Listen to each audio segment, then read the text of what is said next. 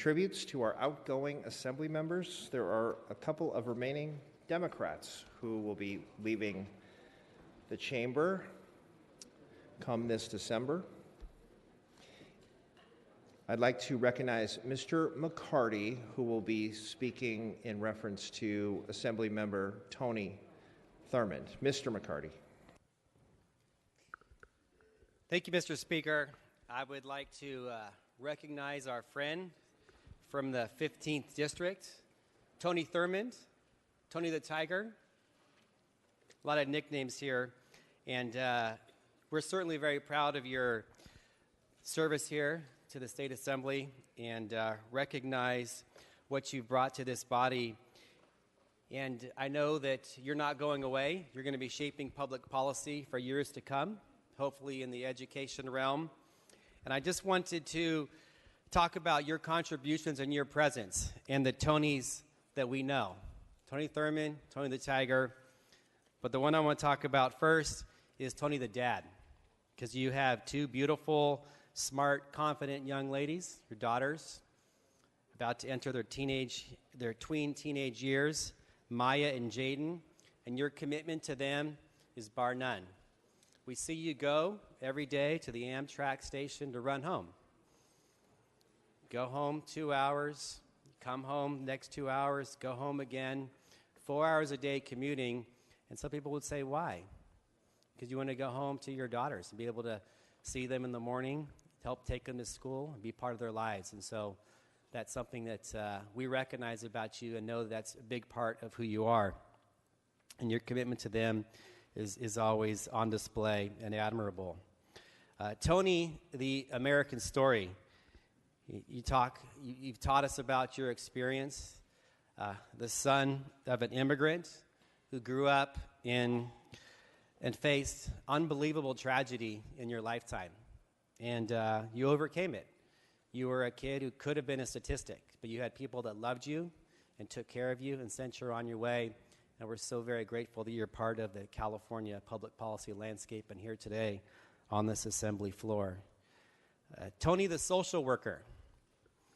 You know, when you chaired those budget sub 1 committee hearings, you chaired them for hours and hours on end. Most of the committees had timers. No. You stayed there as long as people wanted to talk, and you never gave in. And at the end of the budget process, you came to Mr. Ting, Dr. Weber, and all of us with a list of $30 billion that you wanted to spend to tackle the woes that you saw facing our community. Healthcare, developmental disabilities, social services, and you wanted to do it all. We didn't have enough money, but you were a super strong advocate for people that did not have a voice. Tony, the environmental advocate, focusing on climate change, environmental justice, making sure that the environmental movement didn't leave behind neighborhoods like your Richmond. Tony, the advocate for public health, fighting for affordable health care for everybody, work on issues like smoke-free public parks.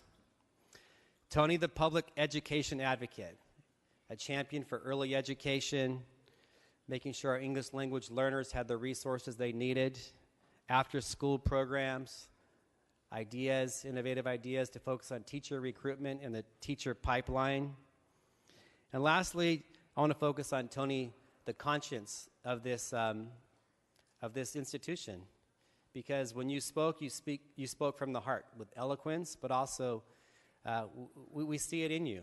And I think you were able to bring a lot to the debates we see here on the assembly floor. And you reminded me and all of us of the significance of the votes that we take on a daily basis. So you will not be forgotten. We know we're going to see you engage in public policy, and we wish you well. And thank you for your 4 years on this green carpet. Thank you. I'm going to ask to go home.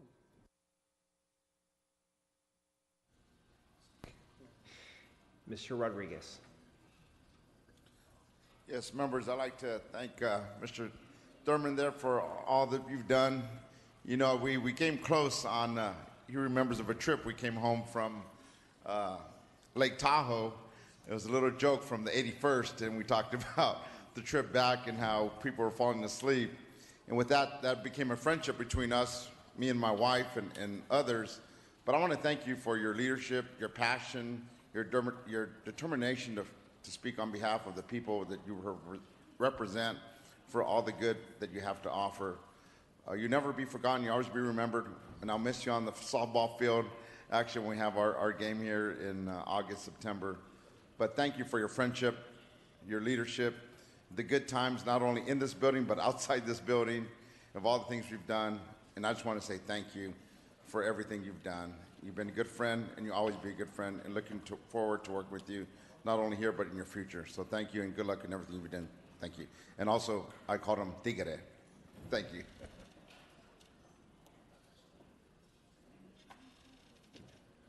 Ms. Gonzalez-Fletcher. I'm going to look this way. So I remember when I first met you, because unlike anything I'd ever done before, I endorsed you before I met you just based on your story.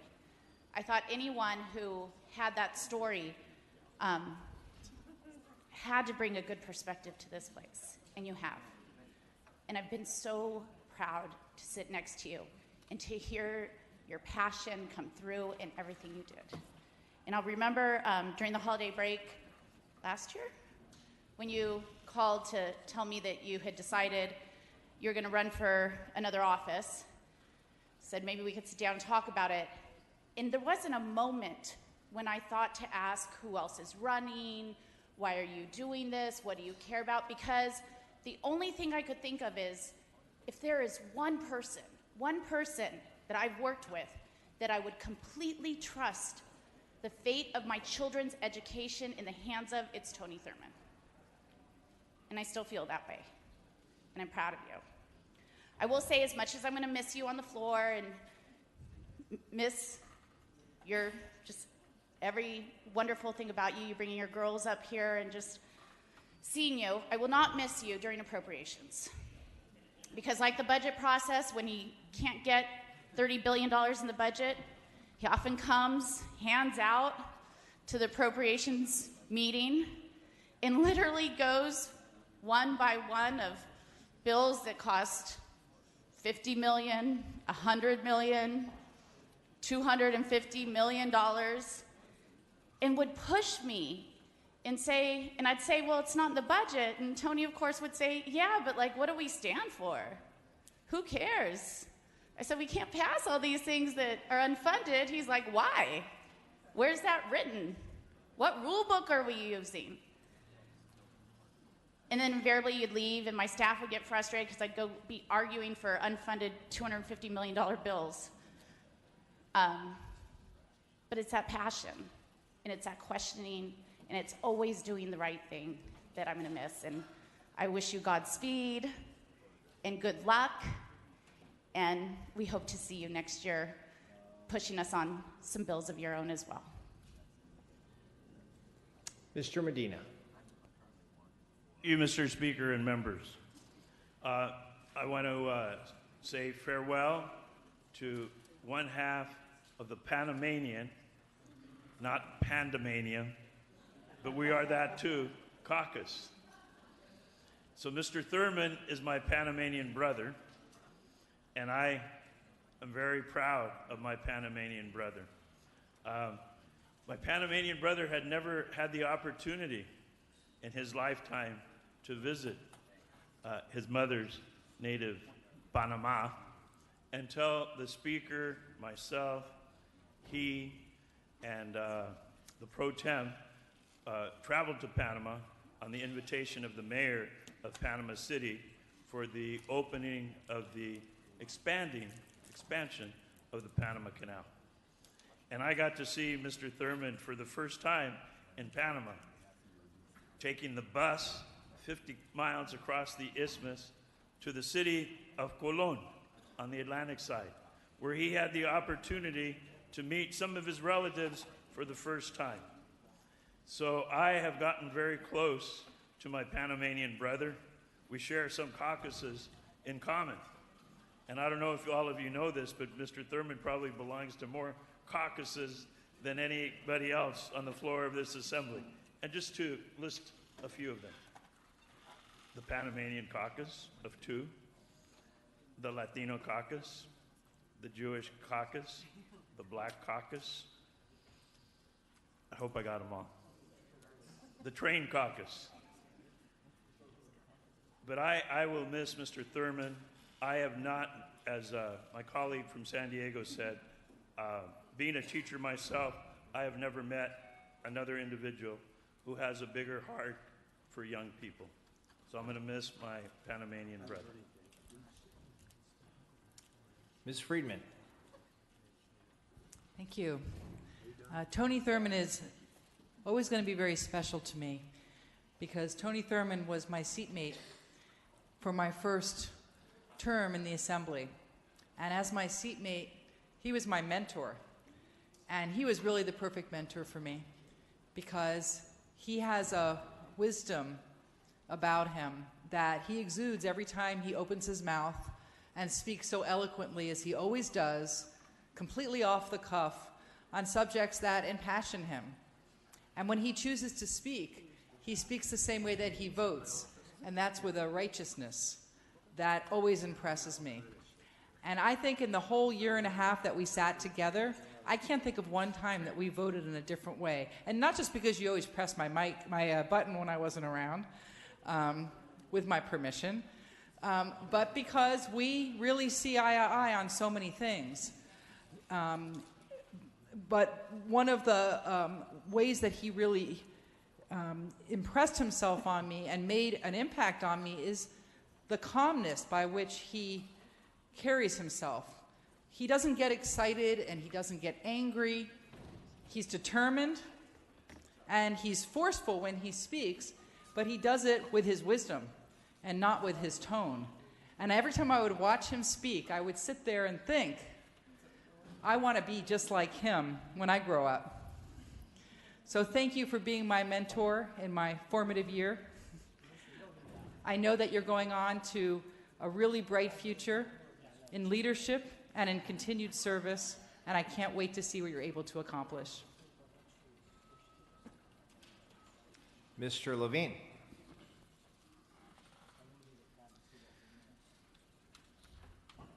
This is the first desk I ever sat at here in the Assembly. It's not the only desk I ever sat at, but it's the first. And my very first seatmate, I also said goodbye to. He was my neighbor to the north, West Chesbrough.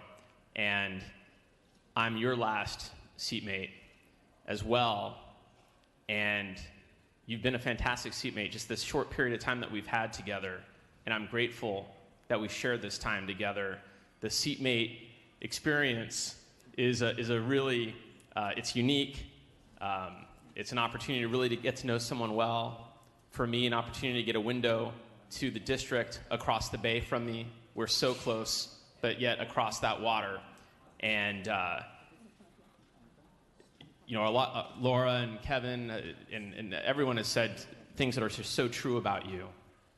And you come to your work with very deep passion and very deep conviction that's visceral, that those around you can feel, that we know is true to your heart, is deep in your bones. That authenticity is inspiring. And I just want to say thank you for sharing this desk with me.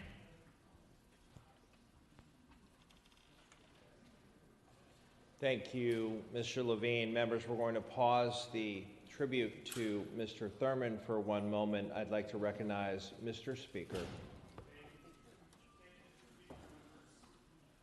It's been a tremendous honor for all of us to have served for varying amounts of time with someone who is quite literally a legend, someone who served as governor for 16 years, who has been heroic in his efforts at battling climate change, someone who most recently has been making sure that a lot of what we've done with respect to criminal justice in the past was undone, and that the path towards justice is something that we as a state have traveled down quite quickly in the last couple of years. When we were walking up the stairs right now, I said to the governor, 16 years as governor, that's a long time. And he said, yeah, it proves that term limits are bullshit. And anyone who has spent any amount of time with him would not be surprised by that comment, would not be surprised by his glib. We've all been honored to serve with him. Please join me in saying goodbye to Governor Brown.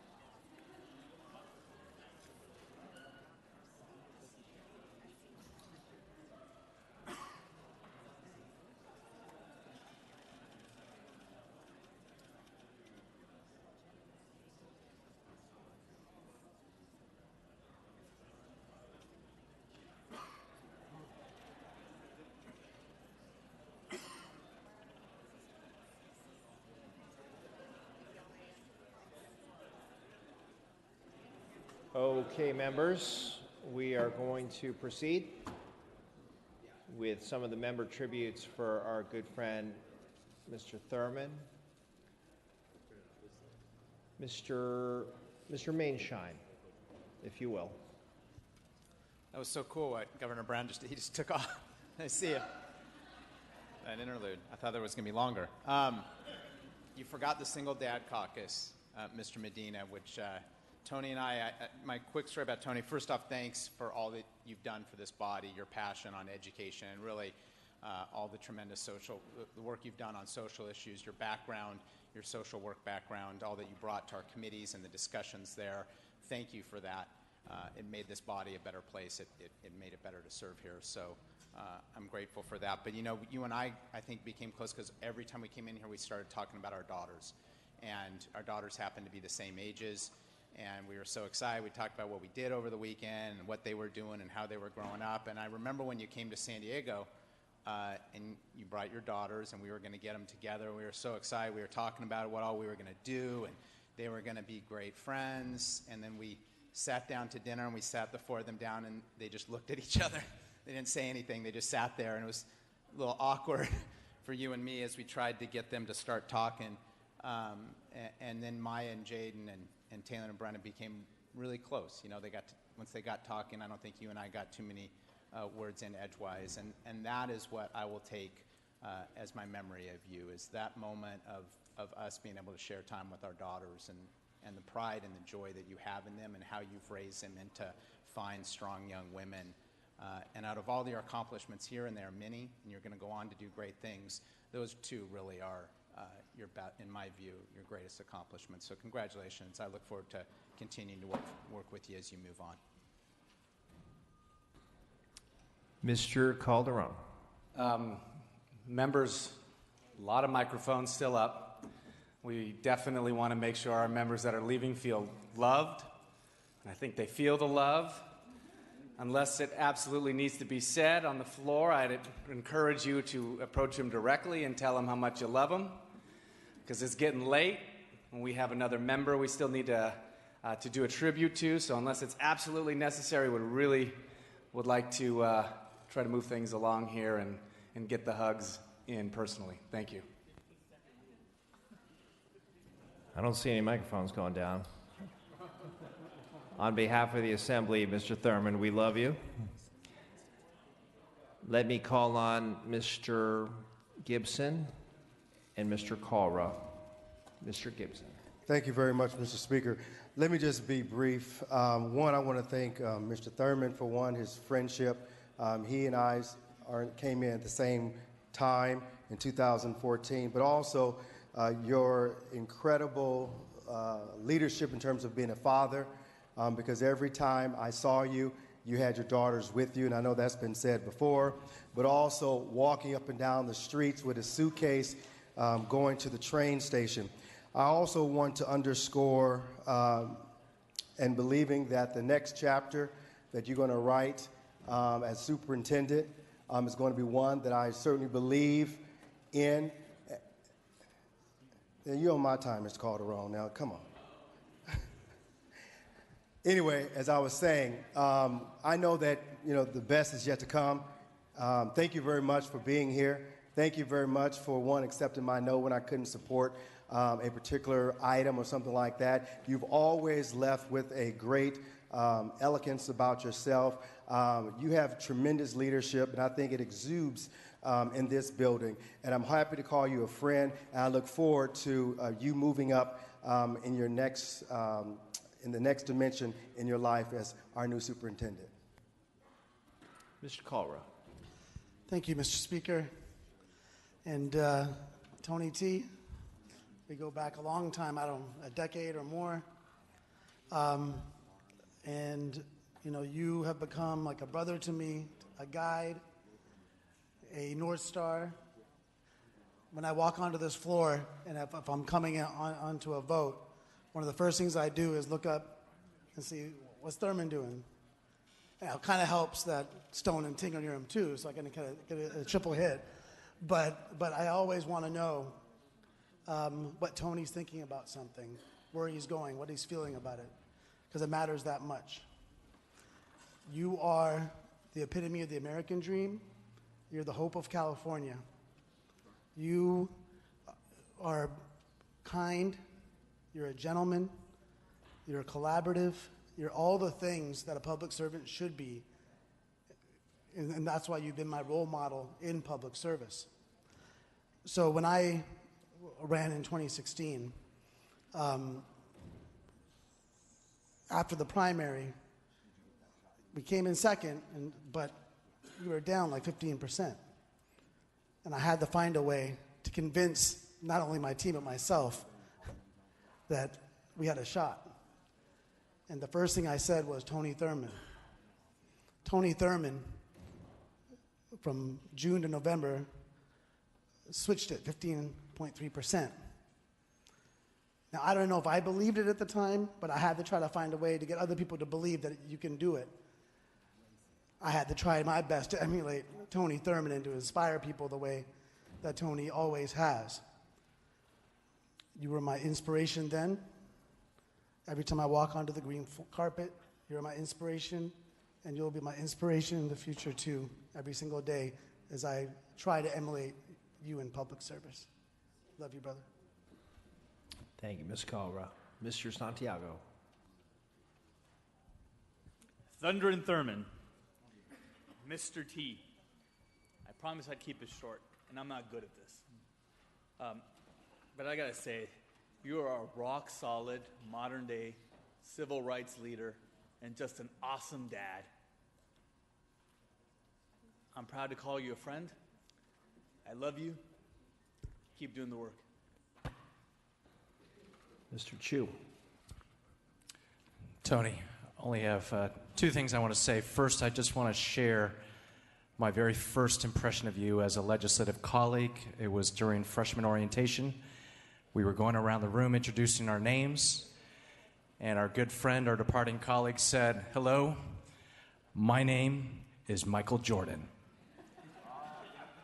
And Michael Jordan, Tony Thurmond, you have not just only entertained us with your humor and your quickness, but you have been a true champion. a champion for education and for foster care, for education, but of course, for kids. Kids who deserve a second shot. And let me just say, one disappointment I've had is you have joined virtually every caucus, Jewish caucus, the Panamanian caucus, the Latino caucus, the Black caucus. I'm just a little offended you never came out as a brother in the API caucus. There still is time for that, but let me just close by saying we thought we were going to get 12 years together. We only got 4, but we look forward to serving with you, hopefully in your new capacity. Godspeed, brother. And Mr. Bonto. Thank you, Mr. Speaker. Thank you, colleagues. Brother Thurmond, Tony T. Thought we'd have more than 4 years together on this floor, but I've really enjoyed those 4 years, and I know we're going to be able to work together in many ways going forward. I want to just share a couple stories. You know, one of the things about Tony and I is we're both former athletes, and I stress the former. If any of you have ever been to the Sacramento Amtrak station, sometimes we get there a little bit late and we have to run on down. And we did that recently. We've done it a couple times together, and we're feeling good about ourselves. We're you know, as we're getting closer, we're getting slower. And then when we finally get on the train, we're pretty happy with ourselves, but we can't talk to each other for the next 5 minutes because we're trying to catch our breath. So we sit there panting and pointing at each other, trying to use hand signs. And then we compare our notes about how sore we are the next day, who's sore in our legs. One of the things I always loved, I've had some tough bills, and sometimes I work weekends and nights and try to make calls and get support. Whenever I would call Tony, sometimes he'd say, my staff hasn't briefed me. Sometimes he'd say, I haven't had a chance to read it in full. Sometimes he'd say, it's not on my radar. But then he'd ask, is it a Bonta bill? And I'd say yes, and he'd say, then I'm an I. And I appreciate that support, your belief in me. I invite anyone after Tony leaves to take on that role for my bills if they want to be an unconditional I. Be very appreciative. I will say this, all the great things that have been said, I believe 100% and more. But there is one place where you need improvement. You got to get your bowling game up, man. We do a East Bay Bowling Challenge, a fundraiser for some of our young leaders. It's billed as Tony 10 Pins Thurmond against Rob Kingpin Bonta, and he's on a streak of losing both times. But I will say, you look good when you play. You got that follow through. It's smooth. It's just that the ball doesn't hit the pins that often when you do that. I want to end with this, Tony. We spent a lot of time on the train. We spent a lot of time in our districts. I'm proud that we represent Oakland together, but we've grown our friendship over the time. And, you know, I recognize in you what everyone, I think, sees, that you're hardwired to want to help people, that you have a good heart and a pure heart, that when you see something wrong, you want to right it, you want to ease pain, you want to end suffering, and you believe in people. You believe in the good in people. And you specifically believe in children and kids and the potential of every child. And you believe that every child with the right resources and the right support can realize their full potential and achieve their dreams. And you show that every day. And so, you know, your moral clarity, your moral compass is something that's not lost on any of us. It's influenced many of us, including me. You're able to inspire your constituents and the people that support you, but you're able to inspire us too. You've inspired me to be better, to be more passionate, to be stronger, to be a fiercer fighter, to be more of a champion and a warrior. So you will be missed by me. You'll be missed by all of us on this floor. You'll be missed by me on the train. And I hope that maybe this time next year I'll be standing up here authoring a bill sponsored by you. And I look forward to your continued inspiration and your continued leadership, and much success to you and much love, brother. Thank you, Mr. Bonta. Seeing no other members seeking recognition, Mr. Thurmond, the floor is yours. Thank you, Mr. Speaker, and thank you, colleagues.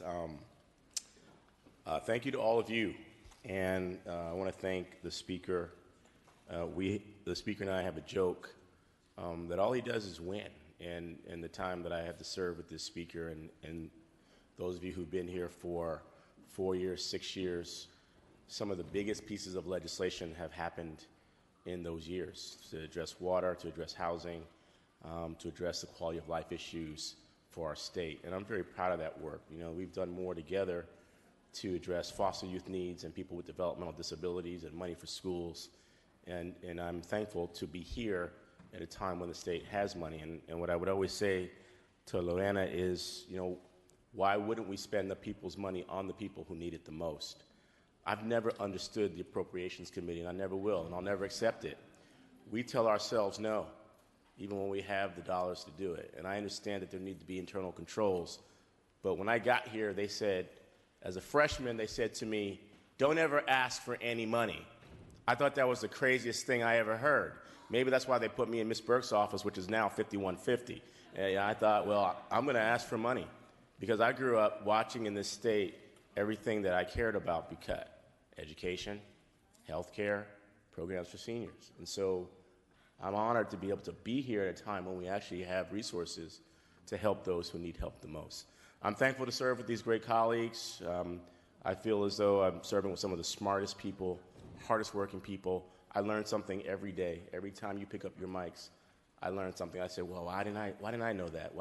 I wish I had said that. I learned something that helps me to be a better person, and I hope a better leader and a better servant. Even when we disagree, you know, I tell people all the time that, yeah, I generally have a sense of how I want to go. I've tried to make my reputation here, and all the Third House people who are hanging out there in that alleyway or whatever you want to call it, I've always told them when I wasn't going to support something, I tell them that up front. But I'm willing to listen and be convinced if you can help me see something that I didn't understand. Somebody told me that once. Keep an open door policy up here. Be willing to meet with people. Take meetings with people with whom you don't agree. And you never know. And a bunch of lobbyists will say to me, well, we might not get more than 5% of our votes from you, but we appreciate your willingness to have an open door policy. And, you know, I take that as a badge of honor, of being willing to work with people. I want to thank all of my caucus mates, and it's been an honor. I think Dr. Eggman and I share a record for belonging to the most caucuses. She and I belong to the Social Worker Caucus, only social workers here. I want to thank the Black Caucus, the Latino Caucus, the Jewish Caucus, the Bay Area Caucus, and all my Bay Area Caucus mates, and the leader of the Bay Area Caucus, Phil Ting, who was the first person to speak up for me when I was running for the Assembly, and he vouched for me. And when you're someone who doesn't have money or political connections, and you just have a dream that you want to serve, you need people to vouch for you. You need people to say, give this person a look-see. And you know, Phil did that, and Lorena came to my district and made phone calls and talked to people. She's vouching for me, you know, barely knowing me. But, you know, those things matter, and I appreciate my caucus mates. I want to thank my staff. I've had incredible staff, and many of them are here in the back of the chamber, and I'd like to ask that we could give them a round of applause and thank them for all of their work. My Capitol staff is here. My district staff is here. I'd like to thank the budget staff. I want to thank the pro tem, who was at the time the speaker, who gave me a chance to chair a budget committee as a freshman and to have the opportunity to work on programs that mattered. She told me that I asked for committees that nobody ever asked for and that no one ever wanted. And I said, well, that'll be an opportunity for me to contribute. And it really did open doors for a district like mine that needed help. That needed help for health care when our hospitals closed. That needed help when our police departments didn't have dollars for community policing. That needed help for our schools. And I came up here to work. And I'm so thankful that I was given those opportunities. I thank the budget staff. I thank leadership. I didn't get the invitation to the API caucus. I guess I'll have to do the spit test to see if I have any legitimate right to earn. But I was very proud to work with the API caucus and the LGBT caucus and the Women's Caucus and so many great groups that are here. I guess all I would say is thank you to all of you colleagues. I say thank you to the people of this district. I never envisioned being on the green carpet. You all know my story. My grandparents were immigrants, and my great-great-grandparents were slaves. My grandmother cleaned houses. My aunt and my cousin who raised me was a nursing assistant, and we struggled. I was on every form of public assistance you can think of. Free lunch, food stamps. You heard me say the joke. I ate so much government cheese, I thought that USDA was a brand name. I lost my mother to cancer when I was 6 years old. My father, who was a Vietnam vet, who I found on the internet after 30 years of not knowing him, also died from cancer. And I was raised by a cousin who I never met until I showed up on her doorstep. She saved my life. She made sure I got an education. She kept me off the streets. And she role modeled for me that my life could be different. And every step of the way, someone volunteered or mentored or invested in me. They poured into me, as they say. People in my faith group, people in my schools, they always said that life would be different than it started. So the reason I said Michael Jordan is because I heard him say once that it doesn't matter how you start, it matters how you finish. And being here to me has been a tremendous honor. And I never thought that I would become a candidate for this other job. But one day it hit me that I asked myself, what's the legacy that I want to leave? And when I discovered that there might be an opening to serve as superintendent of public instruction, I thought it is the perfect layering of my interest in politics and my desire to help kids. And each and every one of you has asked me, why would you want to go to an office that no one wants or understands and risk the next 8 years that I could serve here? And I thought, the kids of California are risking everything. So I'm risking something too. I'm all in for our kids, and I'm hopeful that I'll spend the next 8 years serving them in that capacity and working closely with you, continuing to work closely with you.